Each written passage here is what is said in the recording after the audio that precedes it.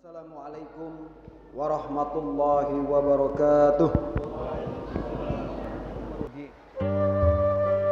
Saya selaku khatib ingin berwasiat terkhusus kepada diri khatib pribadi dan umumnya kepada jamaah semuanya untuk bersama-sama meningkatkan ketakwaan kita kepada Allah Subhanahu wa taala.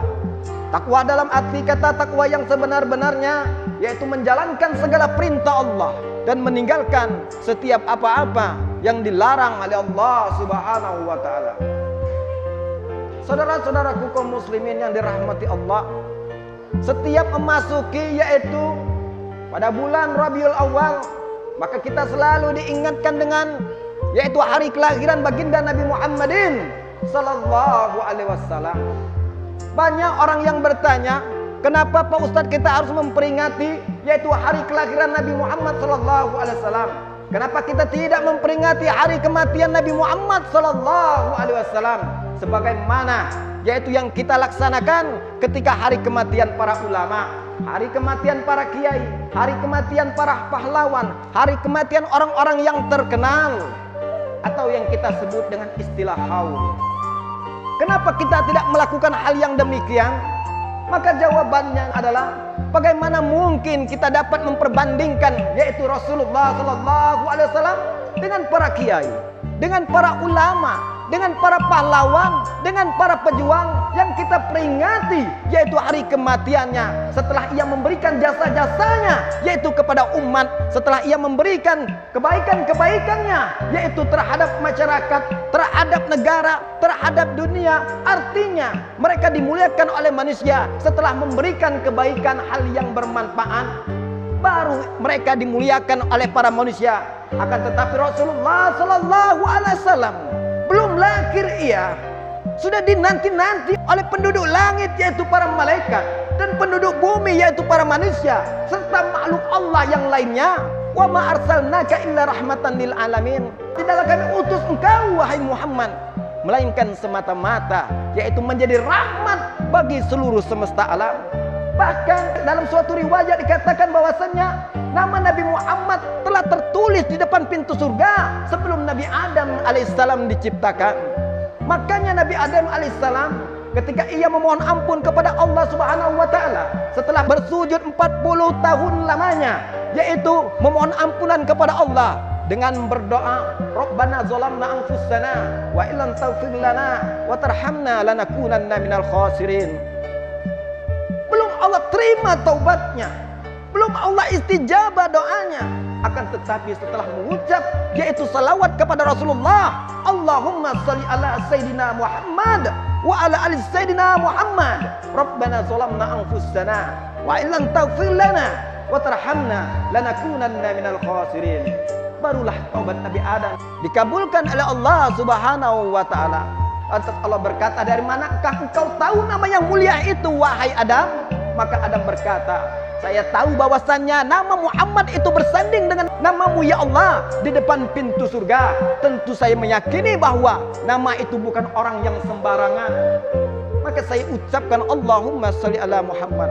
Saudara-saudaraku kaum muslimin yang dirahmati Allah Subhanahu wa taala, maka pada bulan Rabiul Awal ini, tepatnya pada tanggal 12 Rabiul Awal, seluruh tempat banyak memperingati yaitu hari-hari Maulid, yaitu hari kelahiran baginda Nabi Muhammad sallallahu alaihi wasallam. Bahkan instansi-instansi, rumah sekolah, begitu juga masjid, bahkan perkantoran, bahkan rumah pribadi, mereka memperingati hari Maulid, yaitu memperingati hari kelahiran Nabi Muhammad sallallahu alaihi wasallam sebagai bentuk syukurnya atas diturunkannya baginda Nabi Muhammad sallallahu alaihi wasallam yang menjadi rahmat bagi semesta alam, yang kelak nanti akan memberikan syafaat kepada kita semuanya sehingga kita semua diridai Allah Subhanahu wa taala untuk memasuki surganya Allah Subhanahu wa taala. Saudara-saudaraku kaum muslimin yang dirahmati Allah Subhanahu wa taala, makanya peristiwa kelahiran baginda Nabi Muhammad sallallahu alaihi wasallam banyak diiringi dengan peristiwa-peristiwa yang sangat luar biasa, peristiwa-peristiwa yang tidak masuk akal, yang di luar akal kemampuan kita untuk berpikir. Bahkan pada tahun itu disebut dengan tahun gajah, yaitu tahun kelahiran Nabi Muhammad sallallahu alaihi wasallam. Sebelum lahir Nabi Muhammad sudah terjadi peristiwa yang sangat besar. yaitu bertolaknya Raja Abraha dari negerinya Yaman menuju Mekah dengan berniat untuk menghancurkan Ka'bah karena rasa irinya, rasa dengkinya, rasa cemburunya terhadap Ka'bah. Yang mana Ka'bah tersebut banyak didatangi oleh yaitu penduduk-penduduk Arab atau masyarakat Arab. Kendati ia sudah membangun gereja yang sangat tinggi untuk menandingi Ka'bah, akan tetapi masyarakat Arab tetap memilih bangunan tua untuk dikunjungi mereka, berdagang di sana sehingga ekonomi menjadi tinggi di sana. Saudara-saudaraku kaum muslimin yang dirahmati Allah, kecemburuan inilah yang timbul pada Raja Abraha dan berniat mengajak seluruh pasukannya dengan para bala tentaranya dengan persenjataan yang sangat lengkap dan gajah-gajah yang sangat besar, maka disebut dengan tahun gajah. Bahkan Allah Subhanahu wa taala abadikan di dalam Al-Qur'an surah Al-Fil.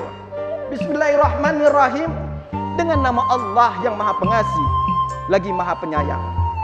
Alam taro kaifa fa'ala rabbuka bi ashabil fil? Tidakkah kalian perhatikan bagaimana pasukan para gajah yang dipimpin oleh Raja Abraha? Mereka berniat untuk menghancurkan Ka'bah. Alam yaj'al kaidahum fi fadli. Akan tetapi niat mereka ini Allah gagahkan akan menjadi sia-sia. Dengan apa? Wa arsala alaihim tayran ababil tarmihim bihijaratin min sijil. Allah utus burung ababil yang membawa tanah dan membarah api menyala-nyala.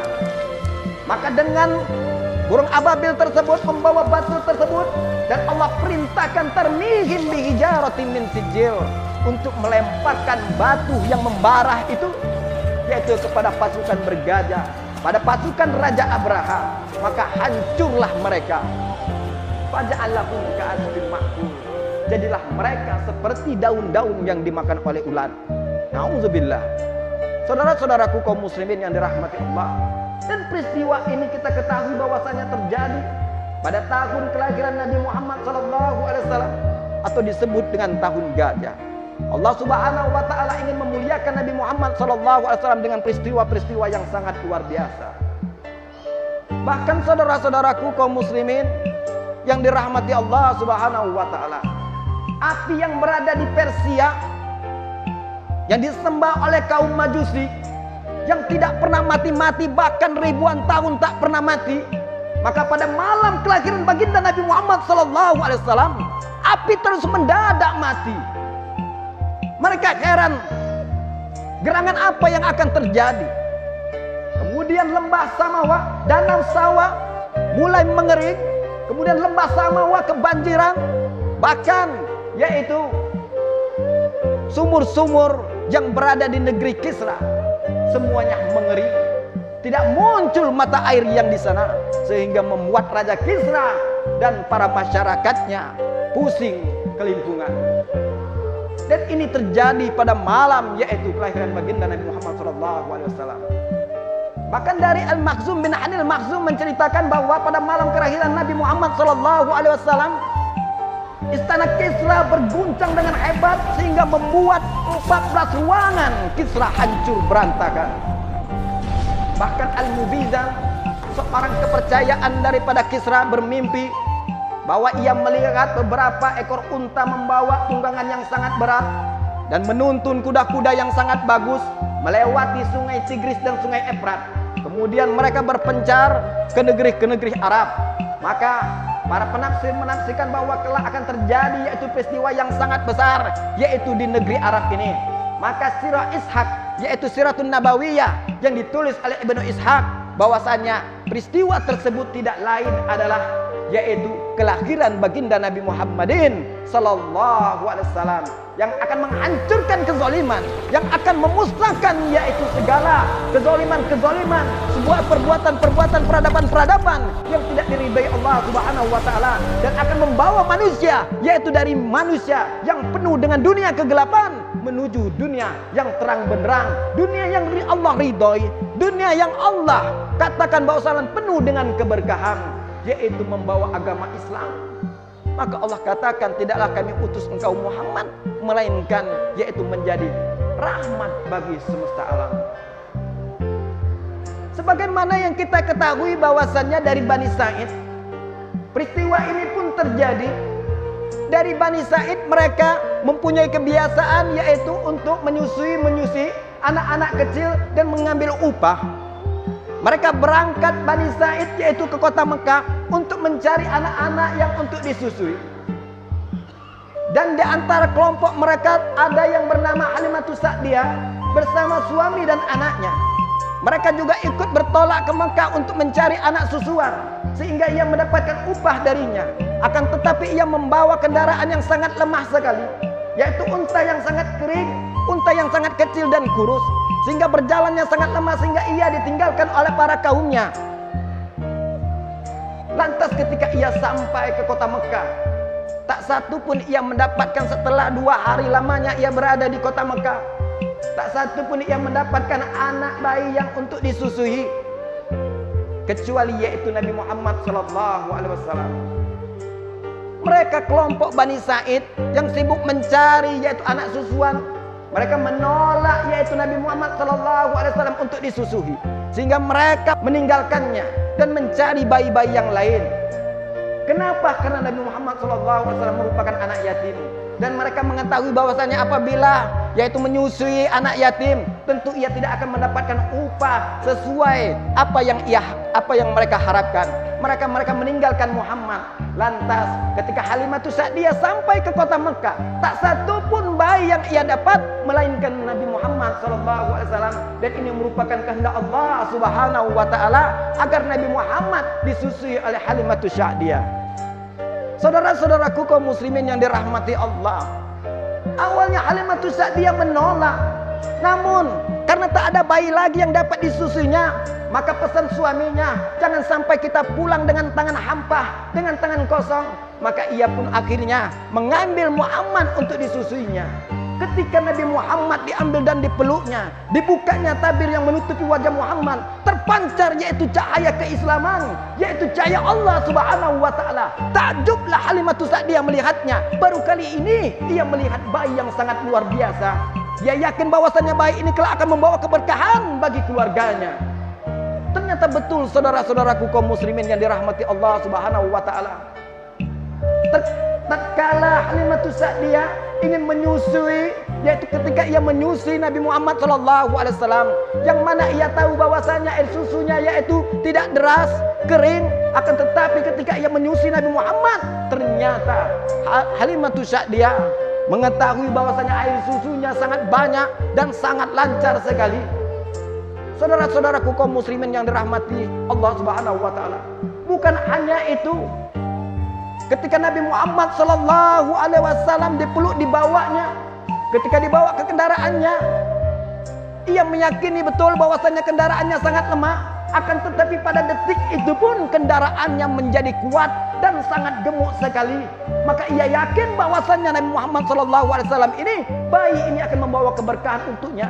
Ternyata betul ketika dibawa ke tempatnya, bukan hanya keberkahan untuk keluarganya, bahkan seluruh yaitu kabilah Arab, yaitu kabilah Sa'diyah mendapatkan keberkahan kampung tersebut dengan adanya baginda Nabi Muhammad SAW di daerah itu, yaitu di kampung itu.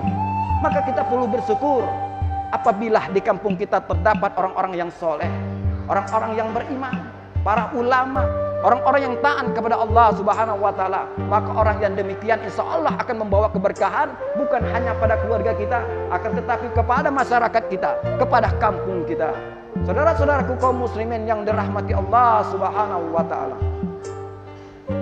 bahkan pada malam kelahiran Nabi Muhammad SAW, patung-patung yang disembah oleh orang-orang Arab yang berada di Ka'bah semuanya hancur, jatuh semuanya.